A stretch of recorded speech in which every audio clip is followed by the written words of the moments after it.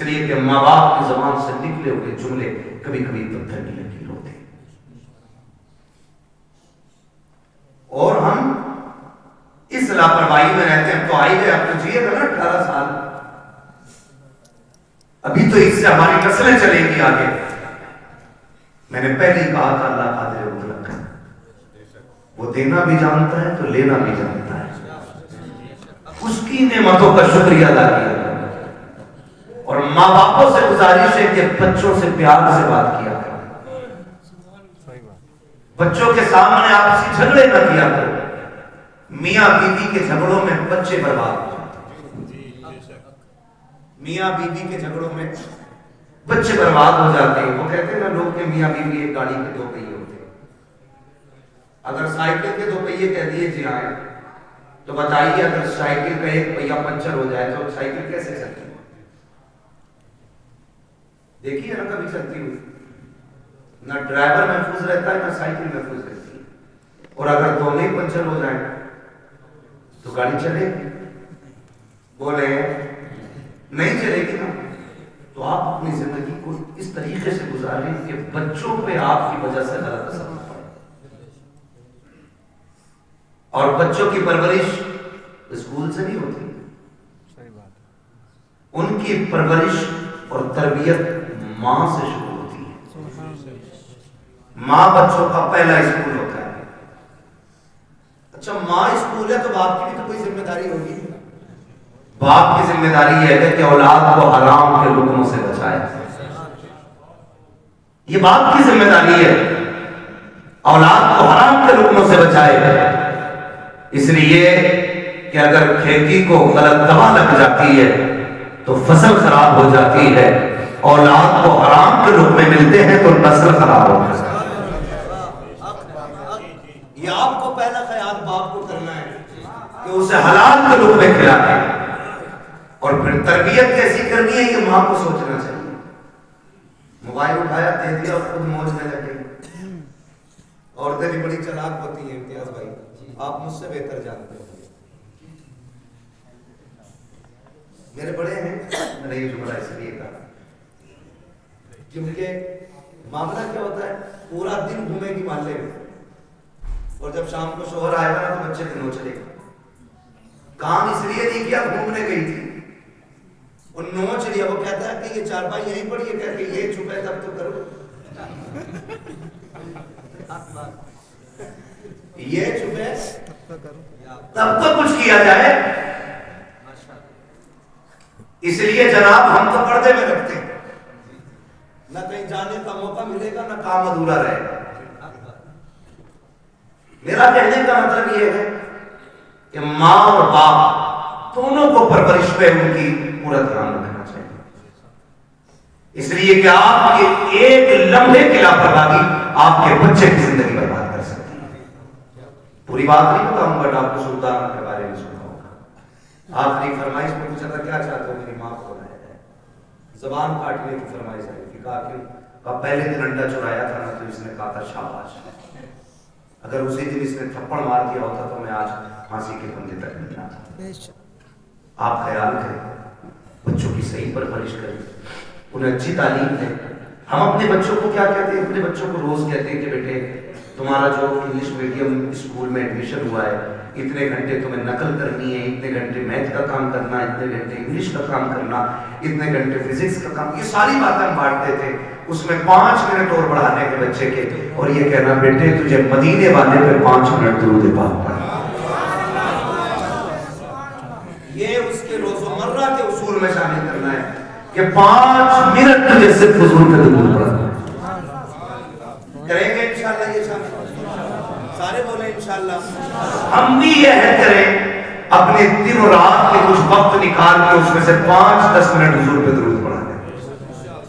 ہم یہ نہیں کہتے، ہمارے اگر اسکول جانے میں بچے کے 10 منٹ باقی ہوتے ہیں نا بچہ تیار ہو کے آ جاتا ہے تو اماں کہتی ہے بیٹے بیٹھ جا، ٹفن میں 10 منٹ باقی ہے، اس سے کہہ دیا جاتا ہے بیٹے یہ رہا موبائل، یا سیریل لگا دیا جاتا ہے، بیٹے تب تک تو سیریل دیکھ، تب تک نیوز سے، تب تک موبائل چلا، اس کے بعد ہم ناشتہ لے کے تم اسکول چلے جانا، کیا ہی اچھا ہو اگر 10 منٹ لیٹ ہو ناشتے کی تیاری میں، ٹفن میں 10 منٹ باقی ہو، ماں 100 دانوں کی تصویر آ کے دے، کہتے بیٹے اس تصویر کو ایک مرتبہ حضور پہ درود پڑھ کے پوری کر لے، ادھر درود بھی ہو جائے گا، ناشتہ بھی تیار ہو جائے گا، کوئی آن تمہیں لگا ہلکا کام ہوا ہے، نہیں ظاہر یہ ہلکا نہیں بڑا کام کر دیا ہے، اگر روز تمہارا بیٹا صبح 10 بار حضور پہ درود پڑھے گا، 10 بار شام کو پڑھے گا، جب یہ درودوں کا گلدستہ مدینے والے کی چوکھٹ پہ جائے گا، کبھی تو آقا پوچھیں گے یہ کس کا بیٹا ہے جس نے ہم پہ درود پڑھا ہے، یہ کس کا لال ہے جو روز درود پڑھتا ہے، فرشتے کہیں گے یہ امتیاز برکاتی کا بیٹا ہے، یہ مفتی صاحب کا بیٹا ہے، محمد علی فیضی کا بیٹا ہے، یہ بڑا چیئرمین کا بیٹا ہے، یہ وسیم خان کا بیٹا ہے، جب ان کی چوکھٹ پہ تیرا نام آ جائے گا خدا کی قسم یہاں آنا بھی کامیاب ہوگا، یہاں سے جانا بھی کامیاب ہوگا۔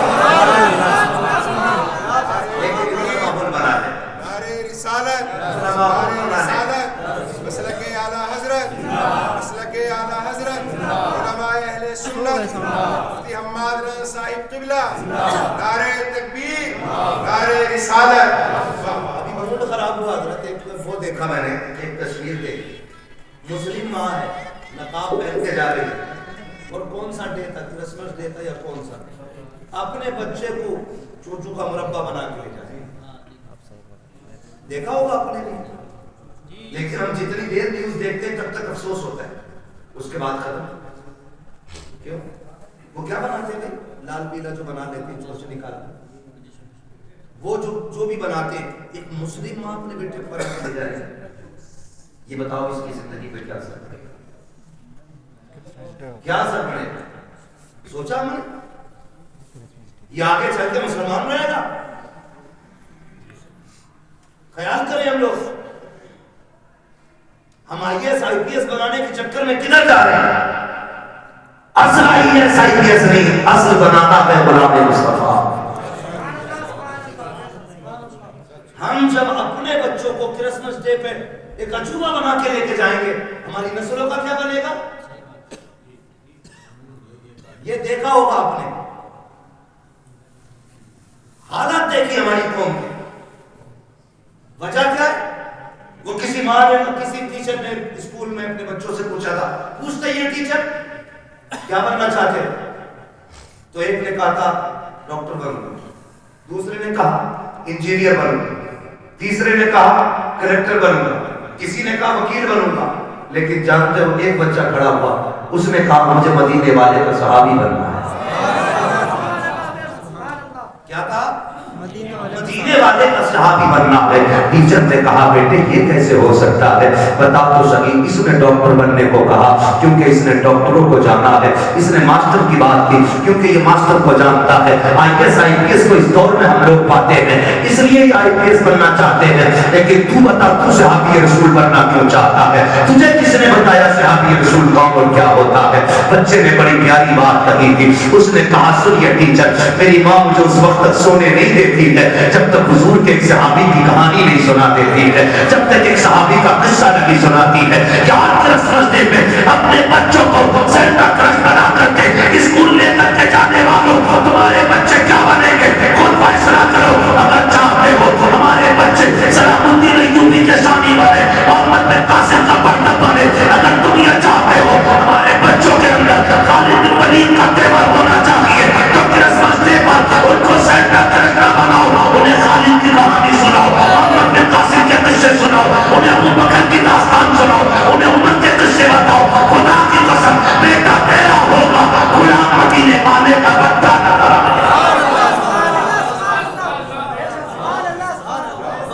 رونا آتا اپنی قوم کے حالات دیکھنے پر، برا مت ماننا، دعوت دے کے کہہ رہے آ جانا حضرت بنگلہ ہے بنا، ارے سارے بنگلے حضرت کی دکھا گا، بنگلہ ہے کہہ رہے اور شکر اللہ کا 3 میل ہے، 2 رائس میل ہے، گنا میل ہے، آلو میل ہے۔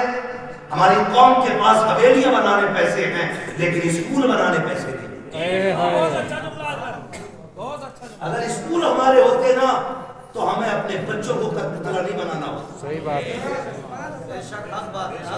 ہاں 2.5 لاکھ یار لڑکے کی شادی کی آتش بازی میں لگا دیتا بندہ.